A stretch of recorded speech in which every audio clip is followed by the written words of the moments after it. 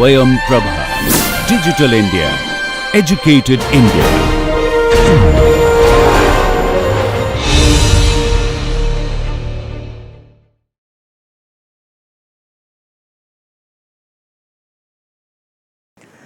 இந்த பாடத்தில் sequencing and scheduling அப்படிங்கிற டாப்பிக்கை பற்றி இன்னும் கொஞ்சம் விரிவாக பார்க்கலாம். முன்னாடி சொன்னதுபடி சீக்வென்ஸ் அப்படின்னாக்கா ஆர்டர், வரிசைப்படுத்துதல்.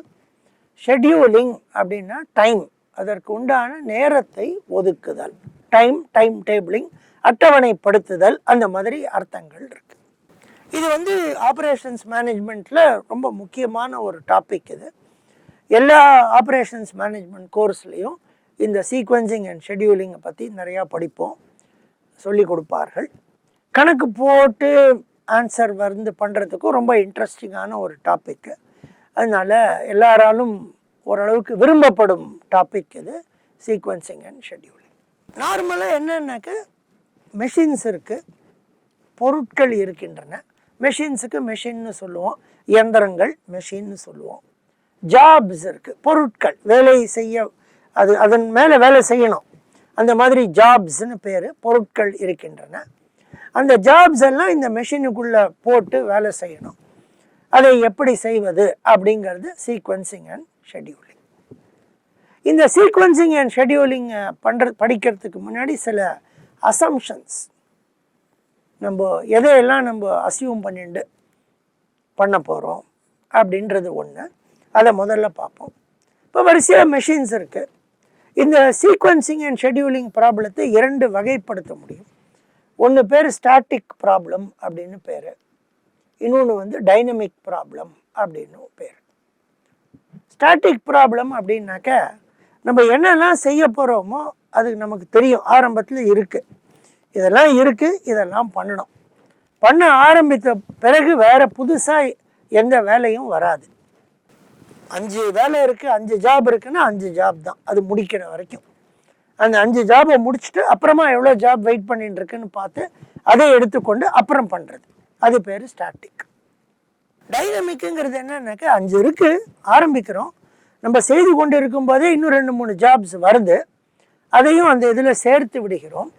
நம்ம பாட்டுக்கு பண்ணிக்கொண்டே இருக்கிறோம், ஜாப் இருக்கிற வரைக்கும் பண்ணிகிட்டே இருப்போம். முடிவே கிடையாது டைனமிக். முடிவு எப்போன்னா ஜாப் இல்லாமல் இருக்கும்போது தான் முடியும். இப்போ நம்ம ஸ்டாட்டிக் ப்ராப்ளம் தான் இப்போ படிக்க போகிறோம் இந்த டாப்பிக்கில். டைனமிக்கை பற்றி அவ்வளோ விரிவாக படிக்க போவதில்லை. டைனமிக்னா என்னன்னு மட்டும் தெரிந்து கொண்டு விட்டு விடுவோம்.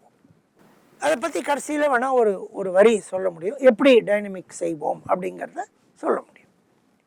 இப்போ ஸ்டாட்டிக் ப்ராப்ளத்துடைய அசம்ஷன்ஸ் என்ன? First assumption all the jobs are available at time equal to 0. நாம் ஆரம்பிக்கும் பொழுது நமக்கு எல்லா ஜாப்ஸும் நம்மக்கிட்டக்கு இருக்குது. 1, machines are available through out. நம்ம என்னெல்லாம் பண்ண போகிறோமோ மெஷின்ஸ் எல்லாம் ஒர்க்கிங் கண்டிஷனில் இருக்கும், பிரேக் டவுன்லாம் ஆகாது, எல்லாத்தும் தேல் பி அவைலபிள். முக்கியமான assumption a machine can do only one job at a time. ஒரு நேரத்தில் ஒரு மெஷினால் ஒரு வேலையை தான் செய்யும், 2 ஜாபை போட்டு பண்ண முடியாதுங்கிற ஒரு அசம்ஷன் வச்சுப்போம். ஒரு ஜாப் தான் பண்ணோம் அப்படிங்கிற அசம்ஷன் முக்கியமான அசம்ஷன். இது மேனுஃபேக்சரிங்கில் நிறையா நேரங்களில் நம்ம எடுத்துக்கிற அசம்ஷனில் மிக முக்கியமான அசம்ஷன் இது. Can do only one job at a time. Job one started has to finish. ஆரம்பிச்சிட்டோன்னாக்க அதை முடிச்சுடணும். அதை பாதியில் எடுத்து இன்னொன்று போட்டு அதெல்லாம் பண்ணக்கூடாது. No job splitting.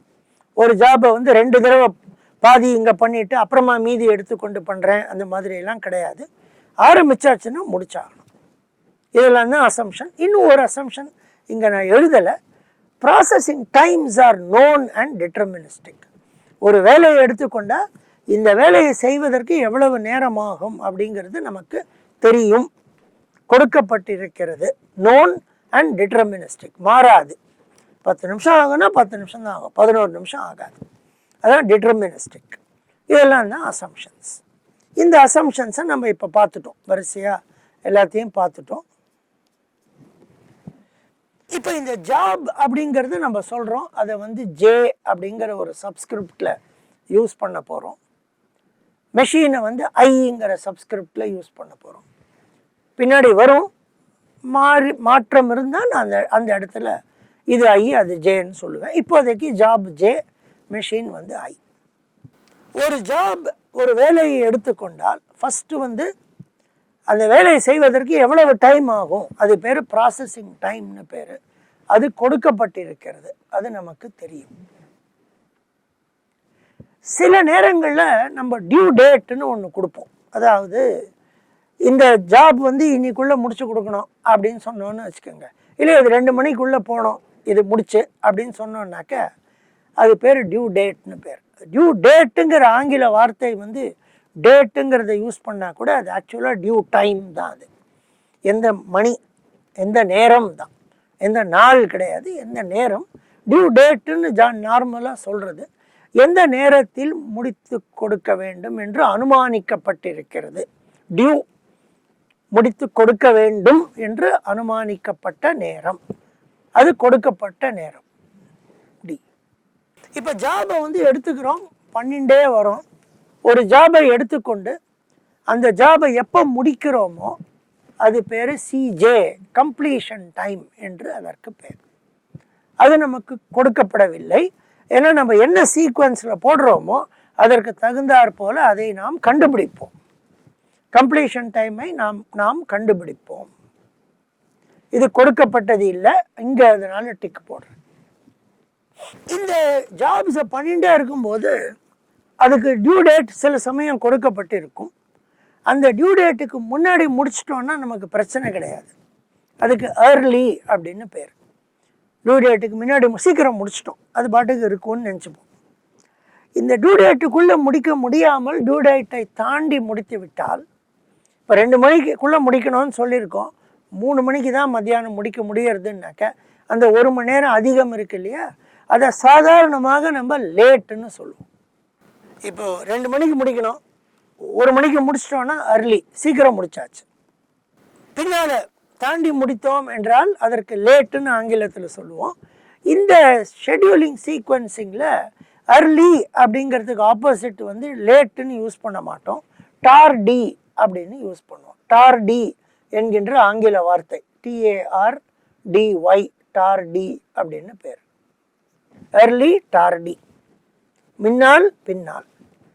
லேட்னஸ்ங்கிறது வந்து ரொம்ப, இந்த அர்லி அப்படிங்கிறதும் சரி டார்டிங்கிறதும் சரி ஜீரோவாக இருக்கும், இல்லை பாசிட்டிவாக இருக்கும்.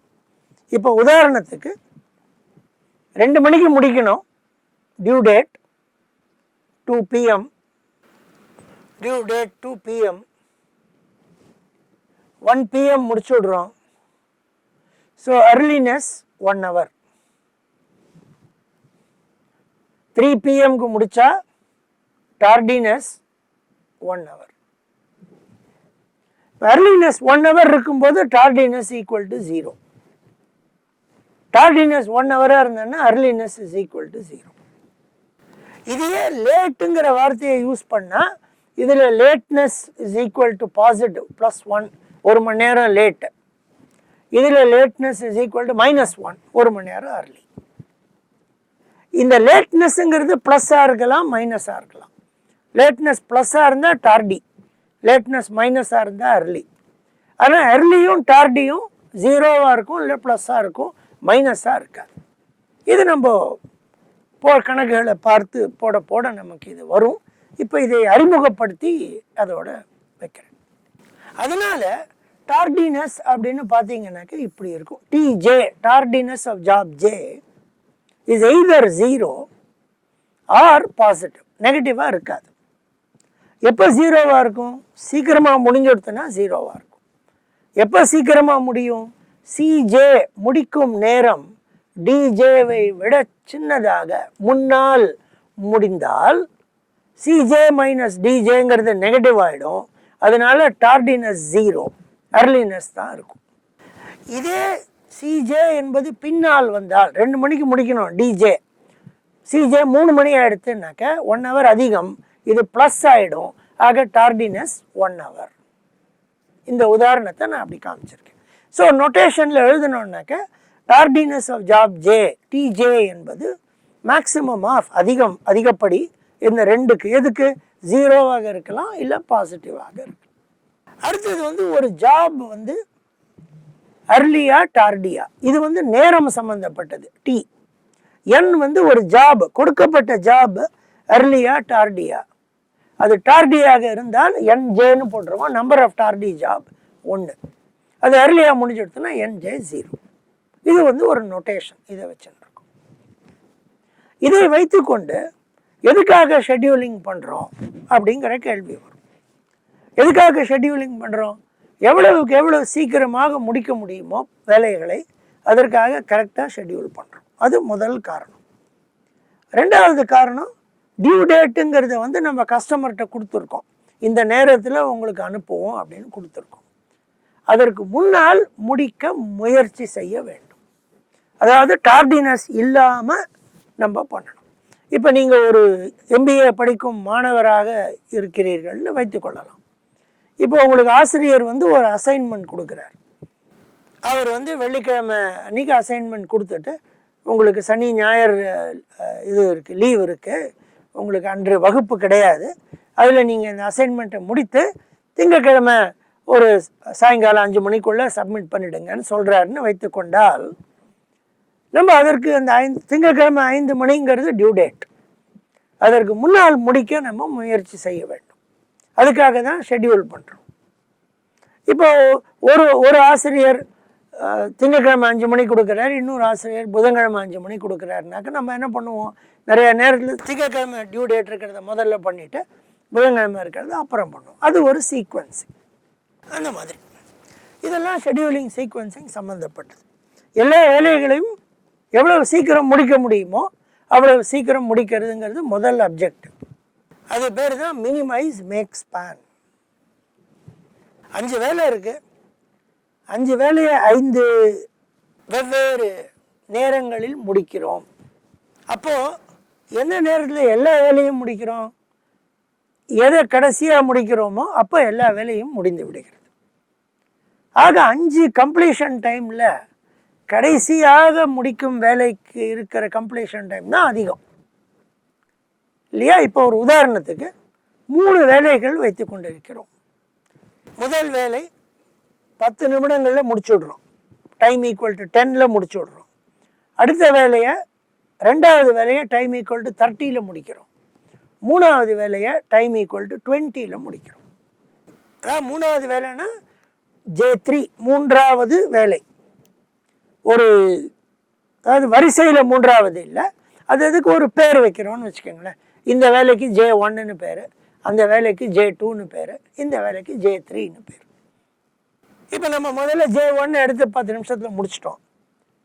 அப்புறம் நம்ம J3 எடுத்து இன்னொரு 10 நிமிஷம் ஆறுது, 20 நிமிஷத்தில் முடிச்சிட்டோம். அப்புறமா J2 எடுத்து 30 நிமிஷத்தில் முடிச்சிட்டோம். அப்போ எந்த நேரத்தில் எல்லா வேலையும் முடிகிறது? எல்லா வேலையும் முடிகிறது இந்த 3ல் மேக்ஸிமம் 30 நிமிஷத்தில். அதை குறைக்கணும். அதான் மினிமைஸ் மேக்ஸிமம் ஆஃப் CJ. அது பேர் தான் மேக் ஸ்பேன். அது ஒன்று. சில நேரங்களில் என்ன பண்ணுவோம்னாக்கா minimise sum of completion times அல்லது மினிமைஸ் ஃப்ளோ டைம் அப்படின்னு சிலதெல்லாம் பண்ணுவோம். இப்போ இந்த உதாரணம் எடுத்துக்கோங்க.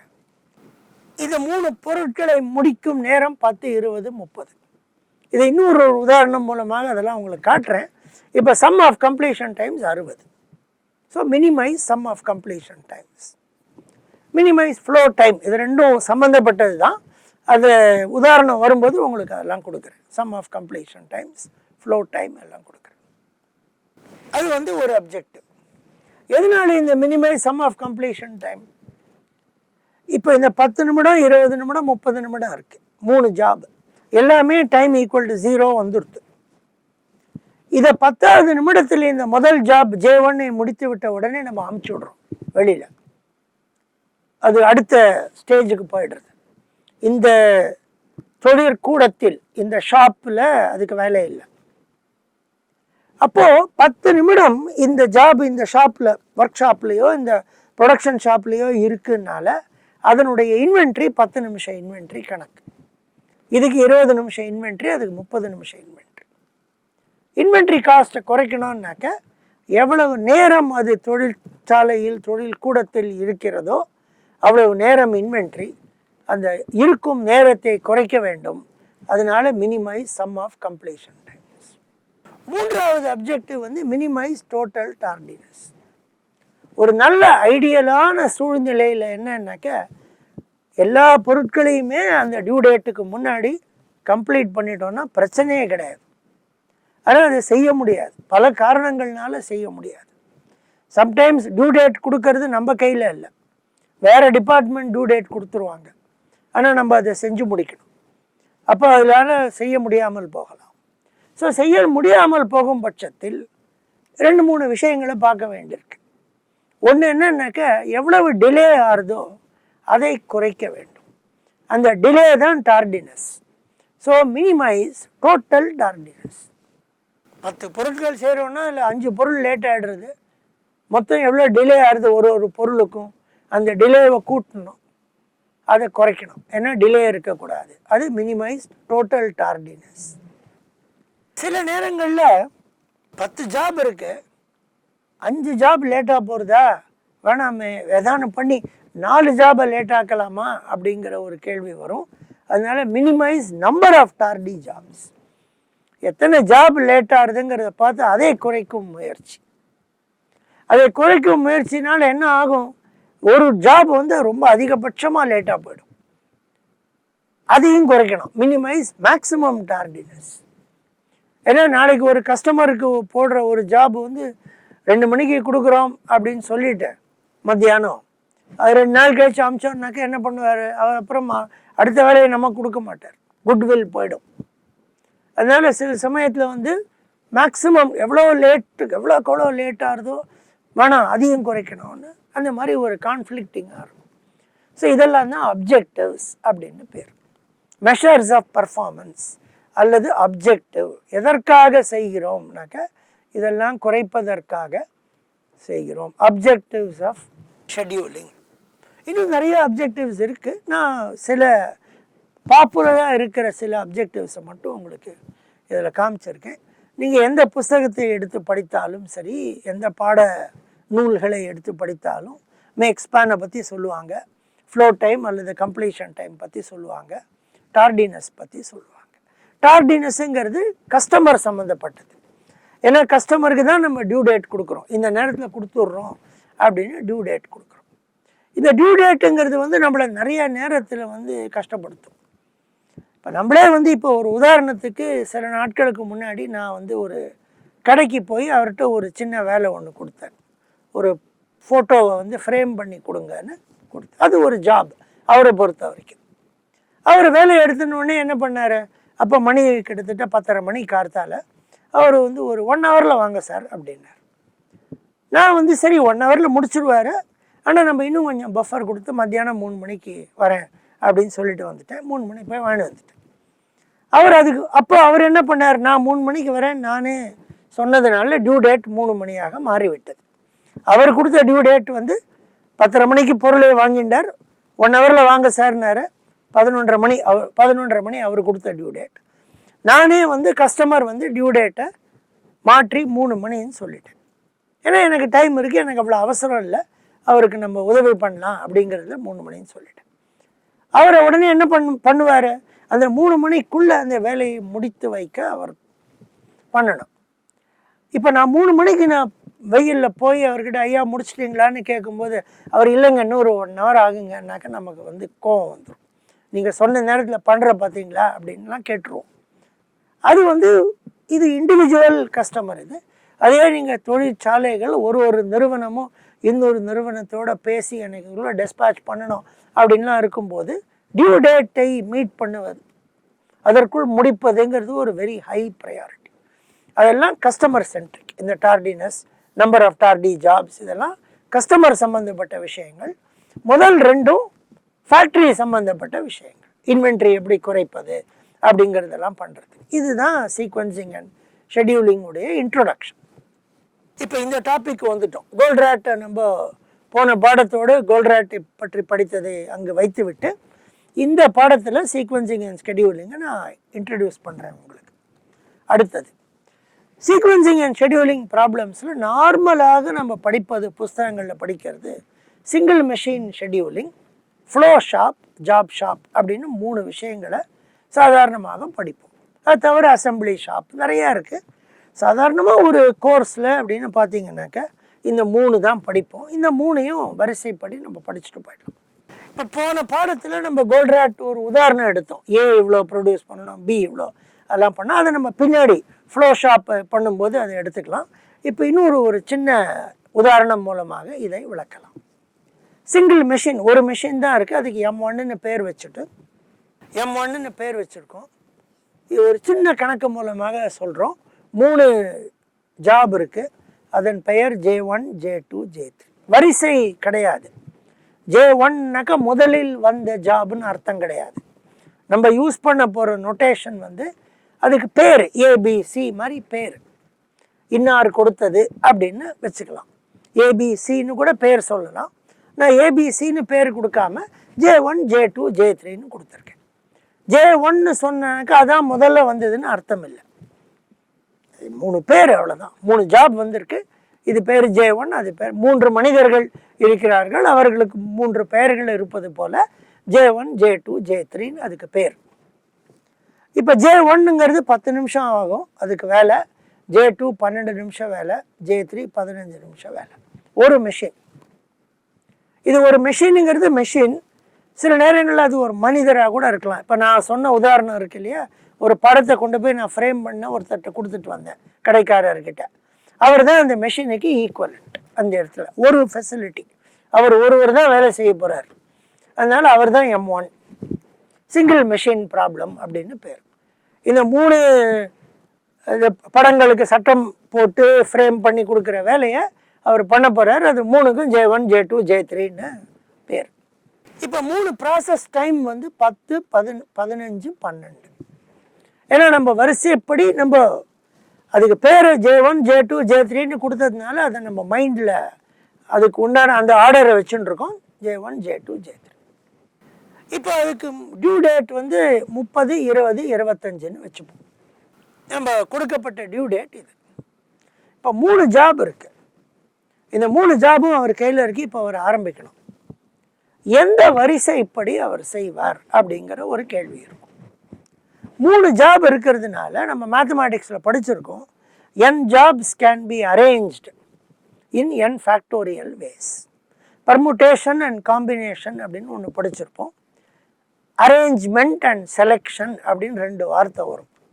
பர்முட்டேஷன் இஸ் கால்டு அரேஞ்ச்மெண்ட், வரிசைப்படுத்துதல். காம்பினேஷனுங்கிறது செலெக்ஷன், அதாவது கொடுக்கப்பட்டதுலேருந்து எடுக்கும் முறை, எப்படி எடுப்பது, எப்படி செலக்ட் பண்ணுவது அப்படிங்கிறது காம்பினேஷன். வரிசைப்படுத்துவது அரேஞ்ச்மெண்ட்ங்கிறது பர்முட்டேஷன். ஸோ n ஜாப்ஸ் இருந்தால் n ஃபேக்டோரியல் வேஸ். 3 ஜாப் இருக்குது, 3 ஃபேக்டோரியல், 3 × 2 × 1 6 வேஸ். ஸோ 6 முறைப்படி இவைகளை வரிசைப்படுத்தலாம். இதில் என்ன ஐரணி ஆர் என்ன இன்ட்ரெஸ்டிங்கான விஷயம்னாக்க, இந்த 6க்குமே மேக் ஸ்பேன் ஒரே மாதிரி தான் வரும். இப்போ முதல்ல J1 அனுப்பிச்சிட்டு அப்புறம் J2 அனுப்பிச்சிட்டு அப்புறம் J3 அனுப்புகிறோம். ஸோ J1 வந்து 10 நிமிஷத்தில் வெளியில் வரும். J2 10 நிமிஷத்துலேருந்து ஆரம்பித்து 25 நிமிஷத்தில் வரும். J3 25ல் ஆரம்பித்து 37ல் வெளியில் வரும். ஆக 3ஐயும் இந்த முறையில் அனுப்பினால் 37 நிமிடங்களில் முடித்து விட முடியும். இப்போ இதே அவர் முதல்ல J3 அனுப்பிச்சிட்டு அப்புறம் J2 அனுப்பிச்சிட்டு அப்புறம் J1 பண்ணுறாருனாக்க, J3 12 நிமிஷத்தில் பண்ணுவார். J2 அதுக்கப்புறமா ஒரு 15 நிமிஷம் எடுத்துட்டு 27வது நிமிஷத்தில் முடிப்பார். அப்புறம் J1 27வது நிமிடத்தில் ஆரம்பித்து 37வது நிமிடத்தில் முடிப்பார். 37வது. ஸோ நீங்கள் 6 சீக்வன்ஸும் ஒரே மேக் ஸ்பேன் தான் கொடுக்கும். ஆக சிங்கிள் மெஷினில் மேக் ஸ்பேன் அப்படின்னாக்கா இல்லைங்க, நீங்கள் எந்த வரிசைப்படி பண்ணாலும் ஒரே நேரம் தான் ஆகும். அதனால அது ஒரு கணக்கே இல்லை, அது ட்ரிவியல் அப்படின்னு ஆங்கிலத்தில் சொல்லுவோம். ரொம்ப ஈஸியானது, அது ஒரு விஷயமே இல்லை, அது ட்ரிவியல். அதனால அது பிரச்சனை இல்லை. ஸோ எல்லாமே 37 தான் வரும். இப்போ அடுத்த கேள்வி வந்து சம் ஆஃப் கம்ப்ளீஷன் டைம்ஸை முடிக்கணும் அப்படின்னு சொன்னார்னு வச்சுக்கோங்க. அவர் J1, J2, J3 என்ற வரிசைப்படி அனுப்பினால் வேலைகள் முடியும் நேரம் 10, 25, 37. அது மூணையும் கூட்டினீங்கன்னாக்க 72. 35, 37, 72. இந்த முறையில் போட்டிங்கன்னாக்க 12, 39, 76. ஆக சம் ஆஃப் கம்ப்ளீஷன் டைம்ஸ் பார்க்கும்போது எந்த வரிசைப்படி அனுப்புகிறோமோ அதற்கு தகுந்தாற் போல இது மாறும். இதை குறைக்க வேண்டும் என்றால் காமன் சென்ஸ் அப்ளை பண்ணி நம்ம என்ன பண்ணுவோம், ஷார்ட்டஸ்ட் ப்ராசஸிங் டைம் ரூல் அப்படின்னு பெயர். அதற்கு எஸ்பிடி ரூல் என்று பெயர். எஸ்பிடி அப்படிங்கிற ரூல் படி அனுப்பிச்சால் ஸ்மாலஸ்ட் முதல்ல J1, அப்புறம் J3, அப்புறம் J2 அனுப்புவோம். அதோட டைம் 10, 22, 37, 69 முடிந்துவிடும். இது 72 ஆச்சு, இது 76 ஆச்சு, 69 முடிந்துவிடும். இதை ப்ரூவ் பண்ணிட்டாங்க. அது மட்டும் இல்லை, கம்ப்ளீஷன் டைமையும் குறைக்கும், வெயிட்டிங் டைமையும் குறைக்கும். வெயிட்டிங் டைம்னா என்ன, முதல்ல J1 அனுப்பிச்சிடுறோம், அதனால் அது வெயிட் பண்ணவே இல்லை, முதல்ல போயிடுறது. J3ங்கிறது எப்போ உள்ளே போகிறது, 10வது நிமிடத்தில் தான் போகிறது. J1 வந்ததுக்கு அப்புறம் தான் போகிறது. அதனால் 10 நிமிஷம் அதை வெயிட் பண்ணணும். ஏன்னா மெஷினால் 1 ஜாப் அட் அ டைம் தான் பண்ண முடியும். அதுக்கப்புறமா J2 அனுப்புகிறோம். ஸோ J2 என்பது 22 நிமிடங்கள் வெயிட் பண்ணும். So plus 22, 32 waiting time. ஆக அதையும் கண்டுபிடிச்சிட்டாங்க. கம்ப்ளீஷன் டைம் ஆகட்டும், வெயிட்டிங் டைம் ஆகட்டும், இரண்டையும் மினிமைஸ் பண்ணுறதுக்கு J1, J3, J2 என்பது தான் நம்மளுக்கு சீக்வன்ஸ் அப்படிங்கிறத கண்டுபிடிச்சிட்டாங்க. இப்போ அடுத்த கணக்கு பார்த்தோம்னாக்க டியூ டேட்ஸ் இருக்கு. 30, 20, 25. சாதாரணமாக என்ன பண்ணுவோம், எதை முதல்ல டியூவோ அதை முதல்ல எடுத்துப்போம். அது பேர் அர்லியஸ்ட் டியூ டேட் அப்படின்னு பேர் அந்த ரூல். ஆக முதல்ல J3 தான், J2 தான் டியூ டேட் முதல்ல, அப்புறம் J3, அப்புறம் J1. அதை இங்கே காமிச்சிருக்கேன்.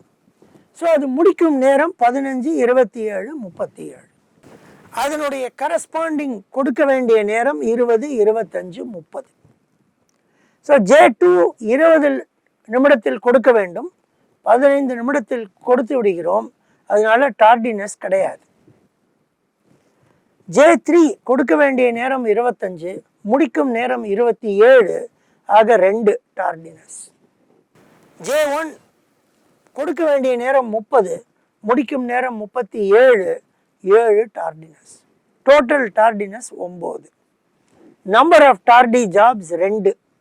ஏன்னா 3 ஜாப்ல 2 ஜாப் டார்டி ஆயிடுது. Maximum tardiness 7. ஸோ ஒரு சீக்வன்ஸ், இது இந்த அரேஞ்ச்மெண்ட் பேர் சீக்வன்ஸ். 6 சீக்வன்ஸ் இருக்கு இல்லையா, அதில் ஒரு சீக்வன்ஸ் தான் எடுத்திருக்கோம். அந்த சீக்வன்ஸ் இந்த சீக்வன்ஸ் எடுத்துட்டாச்சுன்னா இந்த மாதிரி பண்ணிட முடியும். அர்லியஸ்ட் டியூ டேட் சீக்வன்ஸ் இந்த டார்டினஸை குறைக்கும். ஆனால் இது ஆப்டிமம் கிடையாது, இது பெஸ்ட் கிடையாது. நீங்கள் ஏதாவது வேற ஒரு கணக்கு எடுத்து போட்டிங்கன்னாக்க அதை விட குறைந்த இது கிடைக்க வாய்ப்பு இருக்கிறது. ஆனால் பிரச்சனை என்னன்னாக்க n ஃபேக்டோரியலில் பண்ண முடியாது. 3னா 6 சீக்வன்ஸ் வரிசையாக 6ஐயும் போட்டு பண்ணிடலாம். அதே 10னாக்க எவ்வளோ சீக்வன்ஸு, 10 × 9 × 8 × 7 × 6 × 5, 4, 3, 2, 1, லட்சக்கணக்கு கோடி கணக்கில் போயிடும். அதை உட்காந்து பண்ணிட்டு இருக்கிறது ரொம்ப கஷ்டம். அதனால தம் ரூல் படி சின்ன சின்ன சீக்வன்ஸை எடுத்துக்கொண்டு செய்வோம். ஸோ இதிலிருந்து படிப்பது என்னன்னாக்க, இந்த SPTங்கிறது ஒரு நல்ல சீக்வன்ஸ், EDDங்கிறது ஒரு நல்ல சீக்வன்ஸ். இது ரெண்டையும் நம்ம இதன் மூலமாக படிக்கிறோம். இதே சிங்கிள் மெஷினில் இன்னொரு சின்ன பாடம் இருக்குது. அது பேர் பேரலல் மெஷின்ஸ் அப்படின்னு பேர். இப்போ சில நேரங்களில் நம்ம 2 மெஷின் இருக்கும், ரெண்டும் அதே மெஷின் தான், ஏதாவது ஒன்றில் பண்ணால் போகும், 2லேயும் பண்ண வேண்டிய அவசியம் இல்லை. அதனால தான் 2 M1 போட்டிருக்கேன். அது பேர் பேரலல் மெஷின்னு பேர். இந்த உதாரணத்தில் 7 ஜாப்ஸ் இருக்குது, அதற்கு உண்டான நேரங்கள் இருக்குது. நான் டியூ டேட் கொடுக்கல. இதை எப்படி சால்வ் பண்ணுவோம் சாதாரணமாகனாக்க, முதல்ல எல்லாத்தையும் டிக்ரீசிங் ஆர்டரில் போட்டுருவோம். முதல்ல அதிகம் J3, J7 ரெண்டும் ஒன்று தான், அதனால் இப்படி போட்டிருக்கேன். மாற்றியும் போடலாம். அப்புறம் J5, J1, J6, J4, J2, 2 8 இருக்குது. ஸோ J1, J6 கூட மாற்றி போடலாம். அதுக்கப்புறமா S சீக்வன்ஸ் அப்படின்னு பேர். முதல்ல இருக்கிறத தூக்கி M1க்கு போடுவோம், ரெண்டாவது M2க்கு போடுவோம், மூணாவது திருப்பி M2க்கு தான் போடுவோம். இப்படி வரும். ஸோ இப்படி வந்ததுன்னா 3, 7, 5, 1, 6, 4, 2 இதில் 26 நிமிடங்கள் ஆகும், இதில் 32 நிமிடங்கள் ஆகும். மேக் ஸ்பான் 32, மேக்ஸிமம் 32 நிமிடங்களில் எல்லாத்தையும் முடிக்க முடியும். இன்னும் கூட கொஞ்சம் மாற்றி போட்டு இதை குறைக்க முடியும். ஆனால் எஸ் ரூல் அப்படின்னு பேர் இதுக்கு. இதை சாதாரணமாக யூஸ் பண்ணுவோம். இது ரொம்ப கடினமான ஒரு ப்ராப்ளம். இது 10 ஜாப் இருக்குது. 10 ஃபேக்டோரியல் மட்டும் இல்லை, இந்த 10 ஜாபை 2 குரூப்பாக பிரித்து அதை ஃபேக்டோரியல் போடணும். அதை எப்படி பிரிக்கிறோன்னு ஸோ நிறைய சொல்யூஷன்ஸ் இருக்குது. அதில் ஒரு சொல்யூஷனை மட்டும் இங்கே போட்டு காமிக்கிறோம். ஸோ சிங்கிள் மெஷினில் இது மாதிரி படிப்போம். இதில் நம்ம எஸ்பிடி, இடிடி ரெண்டும் நல்ல ரூல் அப்படிங்கிறத புரிந்து கொண்டு இருக்கிறோம். பின்னாடி நம்ம மல்டிபிள் மெஷின்ஸை படிக்க போகிறோம். இப்போ இதில் அந்த கோல்ட்ராட்டினுடைய கணக்கை எடுத்துக்கொண்டு எவ்வளோ டைம் ஆகுது அப்படிங்கிறதெல்லாம் எடுத்து வச்சு படிக்க போகிறோம். இதை அடுத்த பாடத்தில் பார்க்கலாம். நன்றி.